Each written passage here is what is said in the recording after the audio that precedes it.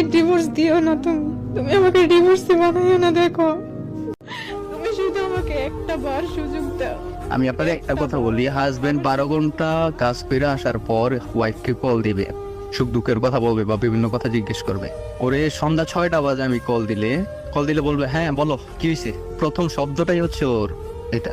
মনে হয় যে সারাদিন কাজ করছে, আমি সারাদিন বাসায় শুয়েছিলাম। আমি বলে এইভাবে কথা বলো, ভালো করে কথা বলো। কথার ভাষা এতটা খারাপ হবে আপনাদের সামনে বলতে চাইতেছি না। তারপরে 6টার পরই আর ঘুমাইসা পড়ে, 6টার পরই আমি ঘুমাই যাবো বলে ডাটা ফট করে বন্ধ করে। আমি যদি বেশি কথা বলি, কথা বলতে দেরি আছে, আমার ব্লক দিতে দেরি নাই, কারণ আমি বিদেশে আমি কিছু করতে পারবো না। এমন অবস্থা হয়ে গেছিল যে আমি দেশে মারা যাবো, এমন একটা অবস্থা। তারপর তো আছে এই ছোট ভাইয়ের সাথে তো এই কাহিনী করছে। তারপর আমার থেকে বড় 10 বছরের, সে সৌদি থাকে, সে তার সাথে কথা বলে, ওই ভাই ওরে জান কলিজা বলে ডাকে, ওই ভাই থেকে সে টাকা আনে, এইটা আনে সেইটা আনে। আমার কথা হচ্ছে, তোর সাথে যদি একটা ছেলের রিলেশন না থাকে, ছোট ভাই তোর কিভাবে আমার বলে বউ কেমন আছো, তো নাস্তা করছো নি তুমি, বড় ভাই কিভাবে বলে জান সোনা কলিজা। আমি কি বোকা? আমি তো বোকা না, আমি তো এই যেমনের একটা ছেলে। এইসব করে, কিন্তু সারা জীবন বিয়ে করার পরেও তোর ফ্যামিলি আছে, তোর বাচ্চা আছে, তোর তো একটা মনুষ্যত্ব থাকা উচিত।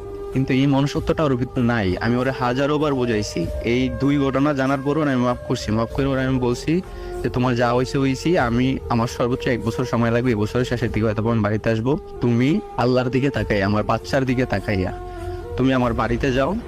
আমি আসার আগ পর্যন্ত তুমি আমার বাড়ি থেকে যাও না। আর যদি আমি আসার আগ পর্যন্ত তুমি আমার বাড়ি থেকে তোমার বাপের বাড়িতে যাও, তাহলে কিন্তু তোমার আমি ছেড়ে দেবো। আমার কি বলে, তুমি যদি আমার ছাই দাও, তো এটা আমার পক্ষে সম্ভব না। আপনার বাড়িতে থাকা সম্ভব না? না, সম্ভব না। এই বাবার বাড়িতে থাকবো, এটা এর পক্ষে কোনো সম্ভব না। বাবার বাসায় গেছে আবার, ওরা আমি অনেক রিকোয়েস্ট করে ওর হাতে পায়ে ধরে, বউ সোনার লক্ষ্মী, ওরা আমি ভালোবাসা দিয়েও আমার কাছে রাখার চেষ্টা করছি, ভয় দেখেও রাখার চেষ্টা করছি। মানে ওরা আমি এমনও বলছি, দেখ তোর কাবিনের টাকা 1.5 লাখ টাকা, এটা আমার 1 মাসের বেতনও না, আমি তো তোর ছাড়িয়ে দিতে পারবো যে কোনো সময়। এইভাবেও চেষ্টা করছি, এইটাও হয় নাই। এখন আমার কাছ থেকে 3 লাখ টাকা দাবি করে, আমার কাবিন 1.5 লাখ টাকা, আমি তোর 3 লাখ টাকা কেন দিব?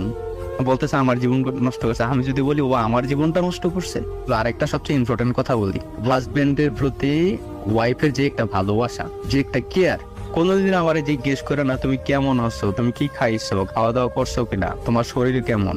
মানে হাজবেন্ডের প্রতি ওয়াইফের যে একটা মায়া টান ভালোবাসা, এই জিনিসটা ওর মধ্যে বিন্দু পরিমাণা নাই।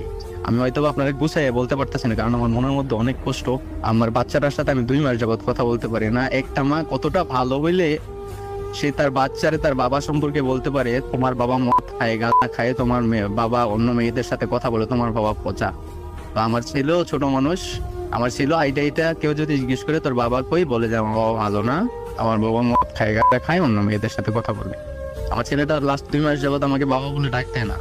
আপনার ছেলের সাথে আপনার 2 মাস ধরে যোগাযোগ নাই? যোগাযোগ নাই। আমি ওরে ফোন দেই, আমার ছেলে আমার সাথে একটা কথাও বলে না, খালি বলে তুই খারাপ, তোর জন্য আমার আম্মু কান্না করে, তুই মদ খাস, গাঁজা খাস। মানে ও এই ছোট একটা শিশু বাচ্চার মনে ও এমন বিষ ঢুকাইছে, আমার ছেলের মনে এখন সবসময় খারাপ থাকে। ওর ব্যবহার এতটাই জঘন্য, যেই মার জন্য তোরা আমি রাখলাম, ও যতবার ফোন দিবে শুধু আমার মা বাবার বদনাম, শুধু আমার মা বাবার বদনাম। আমার মা বাবার বদনাম কেন করে? আমার মা বাবা দেখে ও এই চিপায় দাঁড়ায় কার সাথে যেন ফোনে কথা বলে, ওই চিপায় দাঁড়ায় কার সাথে যেন ফোনে কথা বলে, বাজারে যায় আব্বা আমারে বলে যায় না। তা আমি যদি বলি আব্বা আমার কেন বলে গেল না, বলে যাওয়ার কি আছে? প্রচুর ঝগড়া হইতো আমার সাথে। আরেকটা পাগলামের কথা বলেই নাই, ওরা কিছুই বলা যেত না, ও নিজের মাথা নিজে দেয়ালের সাথে বাইরেই তো। এই কেমন মানুষ, মাথার মতো ফাটার অবস্থা, এমন একটা অবস্থা।